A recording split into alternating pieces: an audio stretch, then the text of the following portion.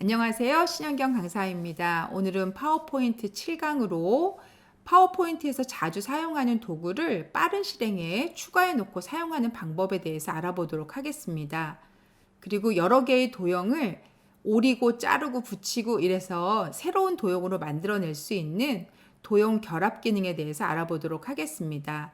마지막으로 도형을 전편집해서 마치 일러스트레이터처럼 도형을 새롭게 만들어내는 방법에 대해서도 알아보도록 하겠습니다.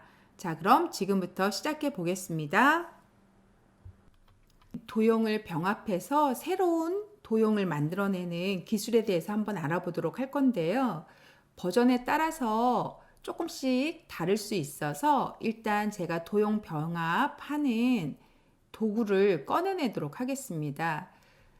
저희 같은 경우 지금 최신 버전 같은 경우는 두 개의 도형을 선택하셔서 도형 서식하고 눌러주시게 되면 이곳에 도형 병합이라는 게 이렇게 나와 있습니다. 그래서 얘 누르시면 다양한 도형 병합할 수 있는 기술이 보여질 거예요.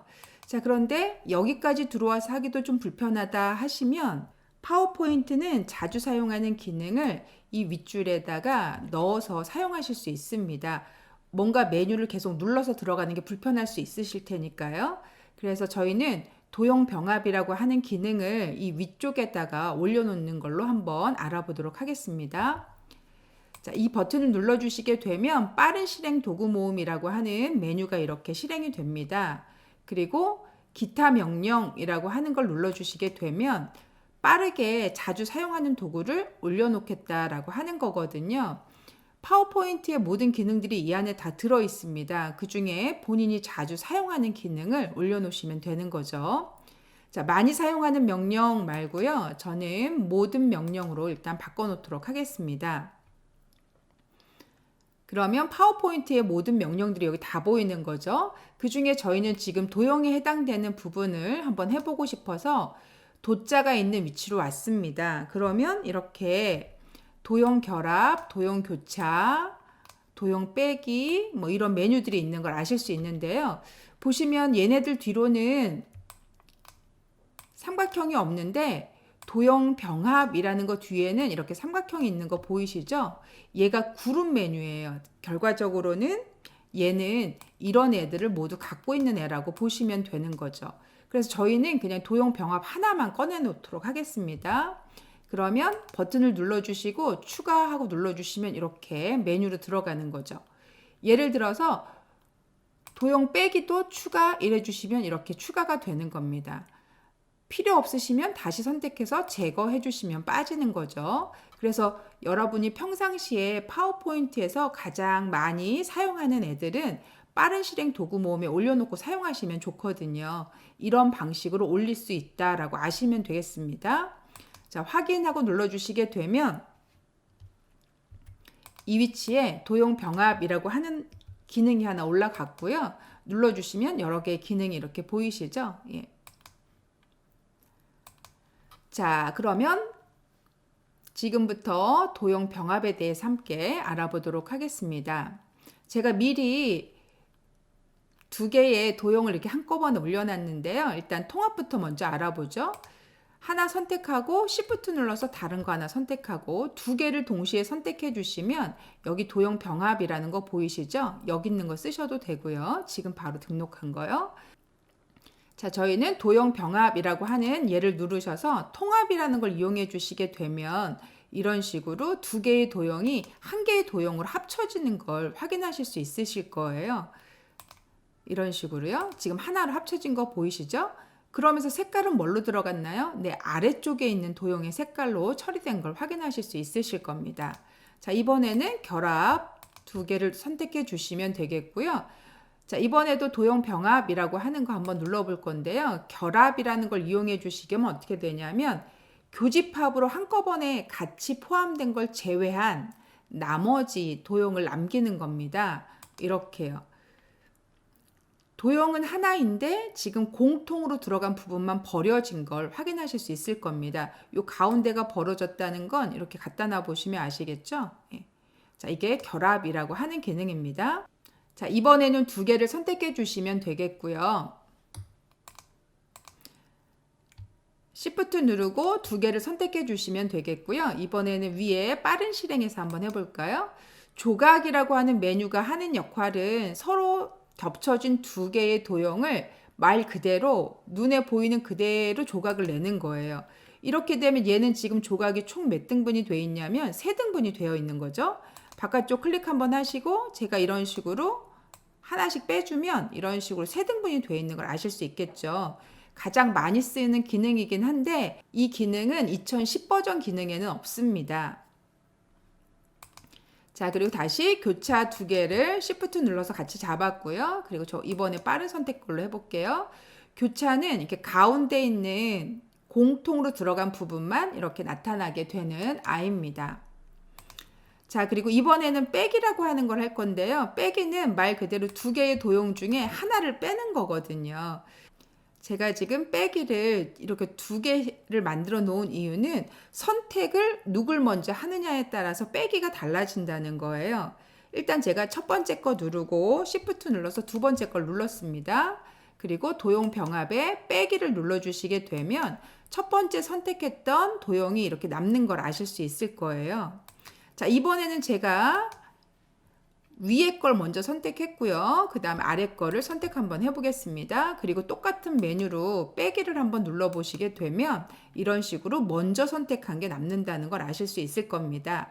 자, 빼기는 두 도형이 결합되어 있을 때 한쪽 부분의 모양을 제거하는 역할을 하는 거죠. 자, 이런 식으로 도형을 이용하시면 여러분들은 다양한 모양의 도형을 만들어서 사용하실 수 있겠죠. 굉장히 좋은 도구니까 잘 알아두시면 좋을 것 같습니다.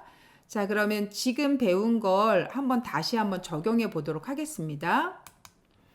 자, 이곳에 오시면 제가 지금 도형을 미리 이렇게 다 그려놨는데요. 위쪽에 이렇게 화분 보이시죠? 예, 이 화분을 이 도형을 가지고 만들어 놓은 겁니다. 한번 시작해 보도록 하겠습니다. 자, 이 도형과 Shift 눌러서 이 도형을 선택해 주시게 되면 지금 보시는 이런 화분을 만들 거니까 저희는 뭘 눌러줘야 되겠어요? 네. 자, 저 위에 도형 통합이라는 걸 눌러주시면 되겠죠? 이렇게요. 그리고 다시 이 원을 이 위치에 갖다 놓겠습니다. 그러면 여기처럼 이렇게 물 빠짐 구멍이 필요한 건데 저희가 구멍을 내고 싶으면 일단 남아야 되는 게 밑에 있는 화분이죠. 그리고 빠져야 되는 게 물빠짐이니까 Shift 누르셔서 얘를 나중에 눌러주시면 되는 거죠.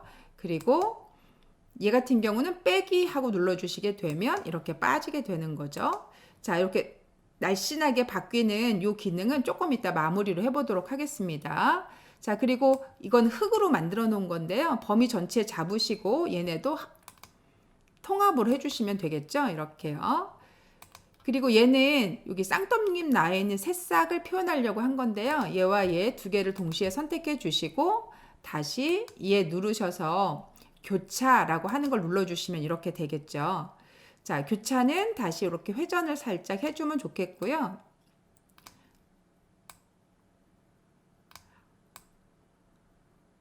하나 더 복사하기 위해서 컨트롤 키 누르시고 다시 회전을 이렇게 해주겠습니다. 그리고 세 개를 동시에 다 잡으시고 얘도 마찬가지로 누르셔서 통합하고 눌러주시게 되면 이렇게 쌍떡잎이 만들어지겠죠.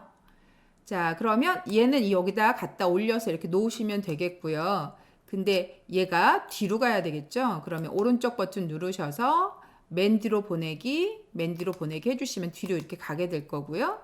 다시 얘도 위에다 갖다 놓으시고 오른쪽 버튼 누르셔서 맨 뒤로 보내기 해주시고 맨 뒤로 보내기 해주시면 이렇게 처리되는 걸 보실 수 있으실 겁니다. 자, 그런데 여러분 요 화분이 아래쪽이 조금 얇게 빠져 있죠. 자, 이런 기능은 어떻게 만드시게 되냐면 화분을 선택해 놓으시고 오른쪽 버튼 누르시면 전편집이라는 메뉴가 이렇게 생깁니다. 그러면 이런 식으로 점이 보이시죠? 이게 일러스트레이터라고 하는 프로그램의 그림 그리는 방식인데요.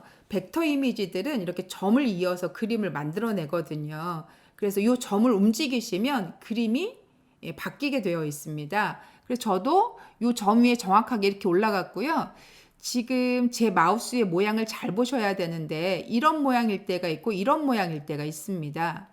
지금 점을 움직이실 때에는 이런 모양이어야 됩니다. 약간 두꺼운 사각형 그리고 끝으로 삼각형들이 보이는 누르신 상태에서 그대로 옆으로 이동해 주시면 이런 식으로 얘도 마찬가지로 누르신 상태에서 그대로 옆으로 움직여 주시면 이런 식으로 모양이 변경이 되는 거죠. 자, 지금 이 점을 눌렀는데 옆쪽에 보시면 지금 하얀색의 사각형이 보이시죠? 얘를 잡으셔서 움직이시면 곡선이 이렇게 만들어집니다. 만약에 제가 얘를 다 잡고 이렇게 눌러주시면 곡선이 만들어지는 거죠. 자, 이렇게 도형을 편집해서 만드시면 여러분이 원하시는 그런 모양을 만들어내실 수 있으실 겁니다. 전체적으로 이렇게 드래그해서 만약에 그룹을 만들고 싶다 하시면 오른쪽 버튼 누르셔서 그룹하고 눌러주시면 되는 거죠. 뭐 이런 식으로요. 그럼 이렇게 그룹으로 처리돼서 하나의 모양으로 움직여서 작업이 가능해지시겠죠. 자, 이제 점 편집을 조금 더 한번 알아보도록 하겠습니다. 누르시고 해당 도형을 선택해 주시고 만약에 얘를 부드러운 곡선으로 바꿔주고 싶다 하시면 오른쪽 버튼 누르셔서 점 편집이라고 눌러주시면 되는 거죠. 자, 점 편집 메뉴는 다시 바깥쪽 클릭 한번 해볼게요. 도형을 선택하시고 도형 서식이라고 하는 거 눌러주시게 되면 도형 편집이라고 하는 거 안에 점 편집이라고 하는 메뉴가 있습니다. 점 편집 버튼을 눌러주시게 되면 점을 편집할 수 있도록 이렇게 처리가 될 거고요. 그러면 저는 이 검은색의 사각형을 눌러주시게 되면 이런 식으로 하얀색의 사각형 보이시죠? 요런 핸들을 잡으셔서 이런 식으로 움직여 주시면 곡선으로 이렇게 바뀌는 걸 확인하실 수 있으실 거예요. 제가 예를 들어서 다시 이 점을 선택하시고 다시 이 부분을 핸들 부분을 이렇게 잡으셔서 움직여 주시게 되면 여러분이 원하시는 곡류를 이렇게 만들어 내실 수 있을 겁니다.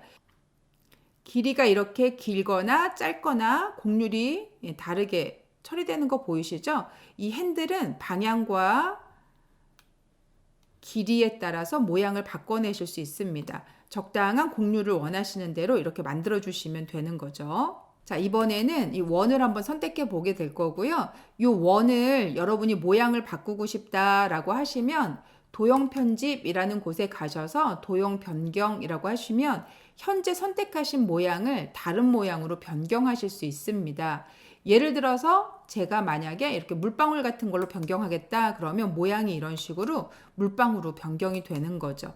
기존에 그려놨던 모양을 변경하고 싶다 하시면은 도형 편집에 들어가셔서 도형 모양 변경 하시고 원하시는 모양으로 이런 식으로 변경해 주시면 모양이 이렇게 변경이 되게 되어 있습니다.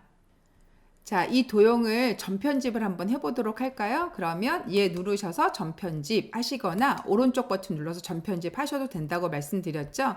그리고 각각의 점을 선택해 주시게 되면 이런 식으로 핸들이 나올 거라고 말씀드렸고요. 이렇게 움직여 주시면 핸들 처리가 이렇게 되는 거죠. 만약에 예를 들어서 제가 이 상태에서 점이 하나 더 필요하다라고 하시면 이런 모양일 때 클릭을 한번 해주시면 점이 하나 추가가 됩니다. 그러면 이때 이 점을 잡고 움직이시면 이런 식으로 모양을 변경해서 작업하실 수 있는 상황이 되겠죠. 얘도 핸들이라 잡고 이렇게 움직여 주시면 이런 식으로 다시 모양을 바꾸실 수 있게 되는 거죠. 제가 만약에 이걸 직선으로 놓고 싶다 그러면 이렇게 놔주시고 이쪽 잡으셔서 이 핸들이 이렇게 일직선이 될 수 있도록 만들어 놓으시게 되면 이렇게 직선 상태로 바뀌는 느낌처럼 보이실 거예요. 다시요. 이 핸들을 이렇게 직선 상태로 놔주시고 이 반대쪽 핸들도 틀어서 이렇게 직선 형태로 이렇게 바꿔주시게 되면 이 두 핸들이 일직선상에 올려지면 이런 식으로 직선 처리된 것처럼 느껴지시게 될 겁니다. 이런 식으로 모양을 변경해서 사용하실 수 있습니다. 점 편집을 이용하시면 보다 더 많은 모양을 그리실 수는 있지만 요즘 무료 이미지들이 워낙 많아서요. 다음 시간에 무료 이미지 구하는 방법 아시면 굳이 저희가 일부러 이렇게 다 그리진 않아도 될 겁니다. 그래도 이런 기능이 있다는 거 아시면 어떤 용도로든 다양하게 써먹으실 수 있겠죠? 자, 오늘은 여기까지 수업 진행해 보도록 하겠습니다.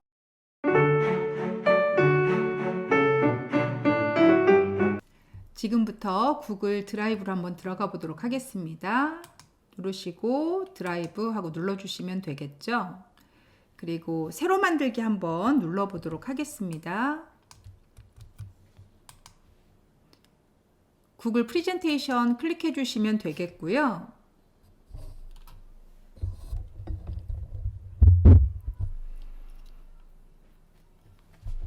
자, 그리고 레이아웃 누르셔서 내용 없음을 선택해 놓도록 하겠습니다.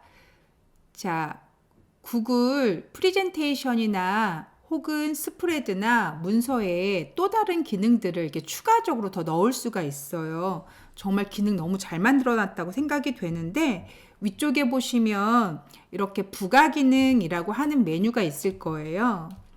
얘를 눌러주시면 되고, 부가 기능 설치하고 눌러주시게 되면 구글에서 사용할 수 있는, 드라이브에서 사용할 수 있는 이런 기능들이 더 나타나게 돼요.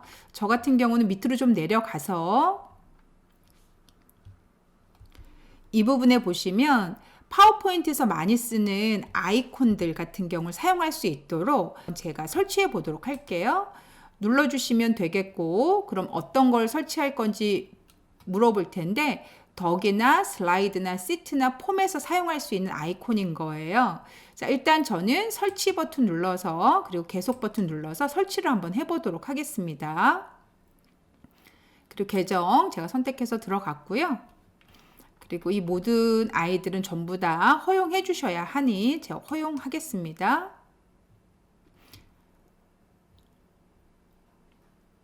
그리고 다음 버튼 눌러주시면 되고요. 그리고 완료 버튼 눌러주시게 되면 이 기능이 추가적으로 설치가 더 되셨을 거예요. 나중에 혹시 이 기능을 쓰고 싶지 않다 하시면 제거 버튼을 누르셔서 나중에 제거해 주시면 되겠습니다. 자, 그러면 지금 추가한 메뉴를 한번 보시게 될 텐데요. 여기 부가 기능이라고 되어 있는 곳에 보시면 이렇게 아이콘, for, 슬라이드, 덕이라고 되어 있는 메뉴 보이시죠? 예, 눌러주시면 되고 스타트 하고 눌러주시게 되면 이곳에 아이콘을 제공해주고 있는 플랫 아이콘이라고 되어 있는 이 사이트가 이렇게 접속이 되실 거예요. 여기가 벡터 아이콘들, 이모티콘 같은 느낌들, 그 다음 픽토그램 같은 느낌들의 이미지가 되게 많은 곳이거든요. 제가 이곳에다가 플라워라고 한번 적어보도록 하겠습니다. 그리고 엔터 하고 눌러주시게 되면 이렇게 꽃그림들이 다량으로 들어오는 거 확인하실 수 있겠죠. 이때 제가 필요로 하는 그림을 하나 이렇게 클릭해 주시게 되면 얘는 요금이 부과되는 아이다 라고 나와 있네요.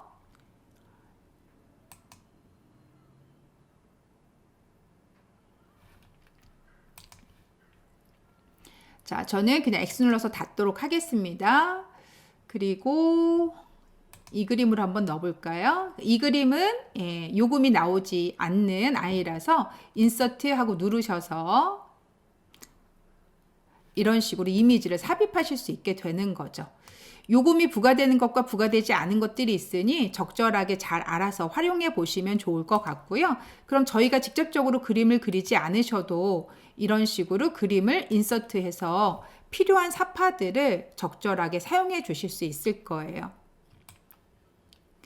구글 드라이브가 확장을 엄청 많이 해놨네요. 그죠? 그래서 부가 기능이라고 하는 걸 이용하셔서 여러분이 원하시는 기능을 더 추가해서 사용하실 수 있다라고 하는 것까지 알아두시면 도움이 아주 많이 되실 것 같습니다.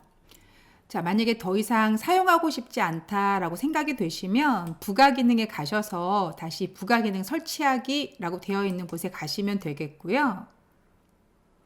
그러면 이미 설치되어 있는 종류가 있다 그러면 이거 설치됨이라고 이렇게 표현되어 있는 거 보이시죠? 이 부분을 클릭해 주시고 제거하고 눌러주시면 되고요. 그리고 이 부분에 앱 제거라고 하는 버튼을 눌러주시게 되면 해당 앱이 제거되는 걸 확인하실 수 있으실 거예요. 그럼 다시 오셨을 때 부가 기능 하고 눌렀을 때 얘 누르시고 스타트 하고 눌러주시게 되면 이런 식으로 다시 설치하십시오. 이런 멘트가 나타나게 되는 거죠. 자, 여기까지 부가 기능을 설치해서 사용하는 방법까지 함께 알아봤는데요. 플랫 아이콘이 굉장히 큰 규모의 이런 아이콘을 픽토그램 같은 것들을 제공해주는 사이트니까 적절하게 검색해서 잘 사용하시면 여러분들이 슬라이드 만드실 때 굉장히 큰 도움이 되실 거예요. 자, 오늘 수업은 여기까지만 진행하도록 하겠습니다. 수고 많으셨습니다.